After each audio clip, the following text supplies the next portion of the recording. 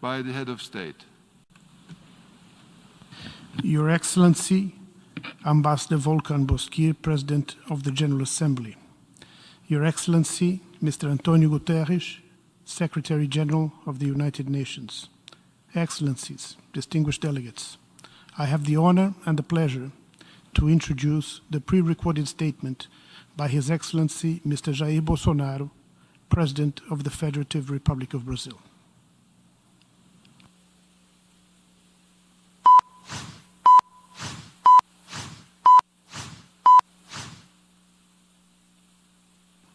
Senhor Presidente da Assembleia Geral, Volkan Bozkır, Senhor Secretário-Geral da ONU, Antônio Guterres, a quem tenho a satisfação de cumprimentar em nossa língua-mãe, chefes de Estado, de governo e de delegações, senhoras e senhores. É uma honra abrir essa Assembleia com os representantes de nações soberanas, no momento em que o mundo necessita da verdade para superar seus desafios. A Covid-19 ganhou o centro de todas as atenções ao longo deste ano e, em primeiro lugar, quero lamentar cada morte ocorrida. Desde o princípio, alertei, em meu país, que tínhamos dois problemas para resolver, o vírus e o desemprego, e que ambos deveriam ser tratados simultaneamente e com a mesma responsabilidade. Por decisão judicial, todas as medidas de isolamento e restrições de liberdade foram delegadas a cada um dos 27 governadores das unidades da Federação. Ao presidente, coube envio de recursos e meios a todo o país. Como aconteceu em grande parte do mundo, parcela da...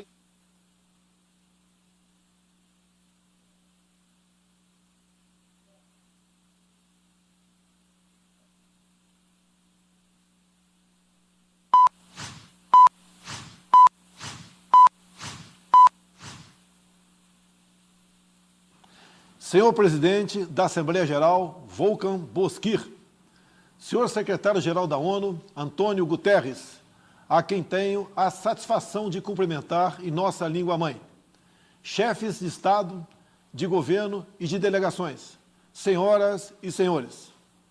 É uma honra abrir essa Assembleia com os representantes de nações soberanas, no momento em que o mundo necessita da verdade para superar seus desafios. A Covid-19 ganhou o centro de todas as atenções ao longo deste ano e, em primeiro lugar, quero lamentar cada morte ocorrida. Desde o princípio, alertei, em meu país, que tínhamos dois problemas para resolver, o vírus e o desemprego, e que ambos deveriam ser tratados simultaneamente e com a mesma responsabilidade. Por decisão judicial, todas as medidas de isolamento e restrições de liberdade foram delegadas a cada um dos 27 governadores das unidades da Federação. Ao presidente, coube envio de recursos e meios a todo o país. Como aconteceu em grande parte do mundo, parcela da imprensa brasileira também politizou o vírus, disseminando o pânico entre a população. Sob o lema "Fique em casa" e "A economia a gente vê depois", quase trouxeram o caos social ao país. Nosso governo, de forma arrojada, implementou várias medidas econômicas que evitaram o mal maior. Concedeu auxílio emergencial em parcelas que somam aproximadamente $1.000 para 65 milhões de pessoas, o maior programa de assistência aos mais pobres no Brasil e talvez um dos maiores do mundo. Destinou mais de $100 bilhões para ações de saúde, socorro a pequenas e microempresas, assim como compensou a perda de arrecadação dos estados e municípios.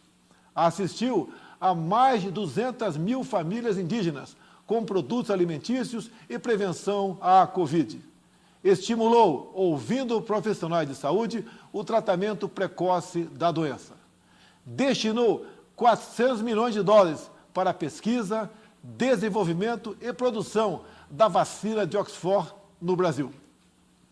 Não faltaram, nos hospitais, os meios para atender aos pacientes de Covid. A pandemia deixa a grande lição de que não podemos depender apenas de umas poucas nações para a produção de insumos e meios essenciais para a nossa sobrevivência. Somente o insumo de produção de hidroxicloroquina sofreu um reajuste de 500% no início da pandemia. Nesta linha, o Brasil está aberto para o desenvolvimento de tecnologia de ponta e inovação, a exemplo da indústria 4.0, da inteligência artificial, nanotecnologia e da tecnologia 5G, com quaisquer parceiros que respeitem nossa soberania, prezem pela liberdade e pela proteção de dados. No Brasil, apesar da crise mundial, a produção rural não parou. O homem do campo trabalhou como nunca, produziu, como sempre, alimentos para mais de 1 bilhão de pessoas. O Brasil contribuiu para que o mundo continuasse alimentado. Nossos caminhoneiros marítimos, portuários e aeroviários mantiveram ativo todo o fluxo logístico para distribuição interna e exportação. Nosso agronegócio continua pujante e, acima de tudo, possuindo e respeitando a melhor legislação ambiental do planeta. Mesmo assim, somos vítimas de uma das mais brutais campanhas de desinformação sobre a Amazônia e o Pantanal. A Amazônia brasileira é sabidamente riquíssima. Isso explica o apoio de instituições internacionais a essa campanha escorada em interesses escusos que se unem a associações brasileiras, aproveitadoras e patrióticas, com o objetivo de prejudicar o governo e o próprio Brasil. Somos líderes em conservação de florestas tropicais. Temos a matriz energética mais limpa e diversificada do mundo. Mesmo sendo uma das 10 maiores economias do mundo, somos responsáveis por apenas 3% da emissão de carbono. Garantimos a segurança alimentar a 1/6 da população mundial, mesmo preservando 66% de nossa vegetação nativa e usando apenas 27% do nosso território para a pecuária e agricultura, números que nenhum outro país possui. O Brasil desponta como o maior produtor mundial de alimentos e, por isso, há tanto interesse em propagar desinformações sobre o nosso meio ambiente. Estamos abertos para o mundo naquilo que melhor temos para oferecer, nossos produtos do campo. Nunca exportamos tanto. O mundo cada vez mais depende do Brasil para se alimentar. Nossa floresta é úmida e não permite a propagação do fogo em seu interior. Os incêndios acontecem praticamente nos mesmos lugares, no entorno leste da floresta, onde o caboclo e o índio queimam seus roçados em busca de sua sobrevivência em áreas já desmatadas. Os focos criminosos são combatidos com rigor e determinação. Mantenho minha política de tolerância zero com o crime ambiental. Juntamente com o Congresso Nacional, buscamos a regularização fundiária, visando identificar os autores desses crimes. Lembro que a região amazônica é maior que toda a Europa Ocidental. Daí a dificuldade de combater não só os focos de incêndio, mas também a extração ilegal de madeira e a biopirataria. Por isso, estamos ampliando e aperfeiçoando o emprego de tecnologias e aprimorando as operações interagências, contando, inclusive, com a participação das Forças Armadas. O nosso Pantanal, com área maior que muitos países europeus, assim como a Califórnia, sofre dos mesmos problemas. As grandes queimadas são consequências inevitáveis da alta temperatura local, somada ao acúmulo de massa orgânica em decomposição. A nossa preocupação com o meio ambiente vai além das nossas florestas. Nosso Programa Nacional de Combate ao Lixo no Mar, um dos primeiros a serem lançados no mundo, cria uma estratégia para os nossos 8.500 quilômetros de costa. Nessa linha, o Brasil se esforçou na COP25 em Madrid para regulamentar os artigos do Acordo de Paris que permitiriam o estabelecimento efetivo do mercado de carbono internacional. Infelizmente, fomos vencidos pelo protecionismo. Em 2019, o Brasil foi vítima de um criminoso derramamento de óleo venezuelano, vendido sem controle, acarretando severos danos ao meio ambiente e sérios prejuízos nas atividades de pesca e turismo.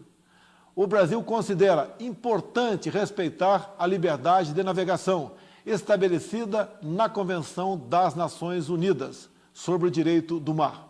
Entretanto, as regras de proteção ambiental devem ser respeitadas e os crimes devem ser apurados com agilidade, para que agressões como a ocorrida contra o Brasil não venham a atingir outros países. Não é só na preservação ambiental que o país se destaca.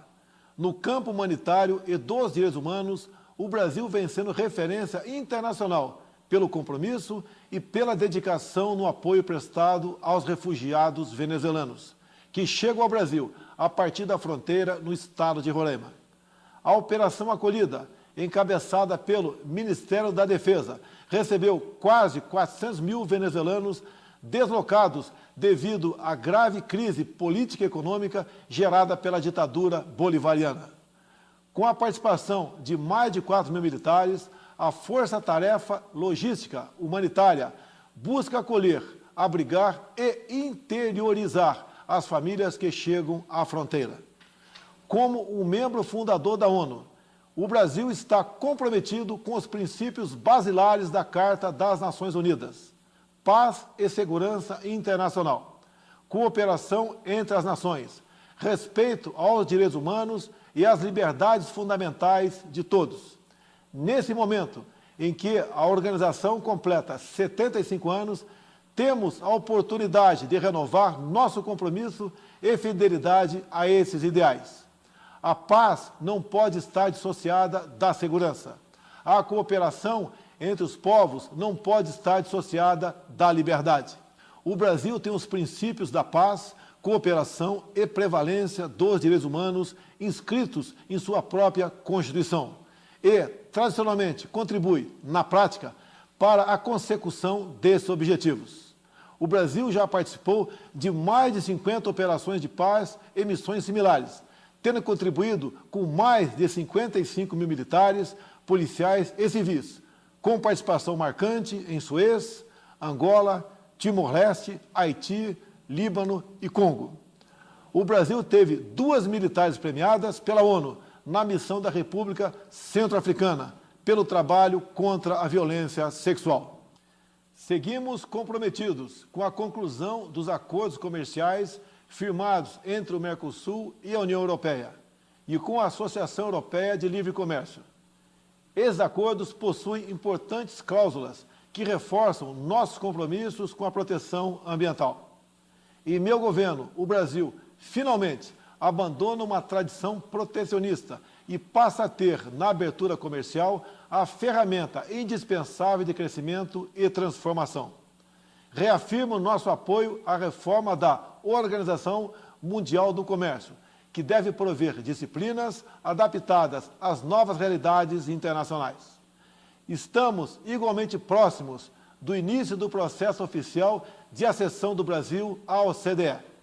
Por isso, já adotamos as práticas mundiais mais elevadas em todas as áreas, desde a regulação financeira até os domínios da segurança digital e da proteção ambiental.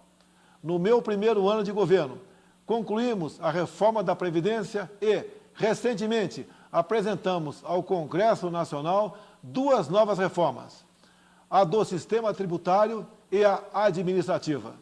Novos marcos regulatórios em setores-chave, como o saneamento e o gás natural, também estão sendo implementados.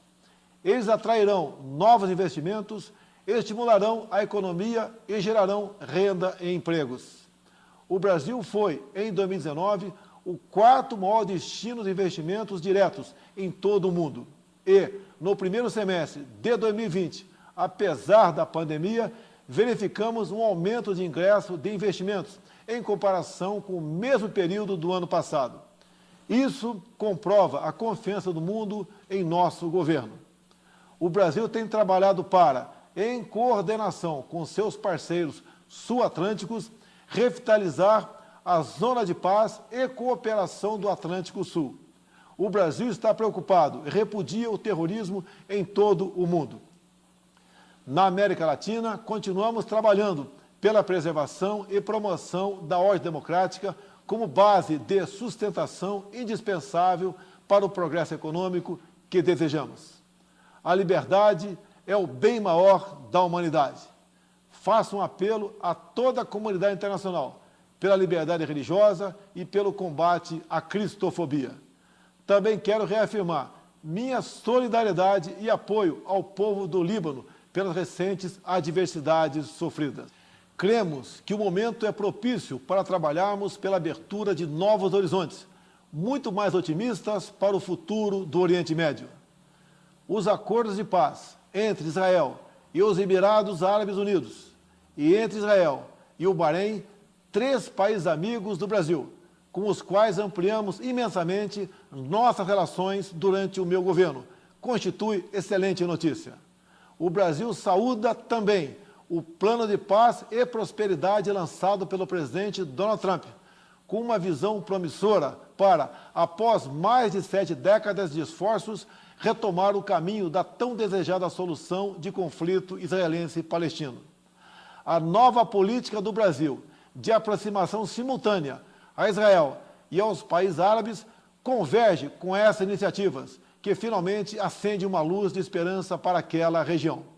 O Brasil é um país cristão e conservador e tem na família a sua base. Deus abençoe a todos. O meu muito obrigado. On behalf of the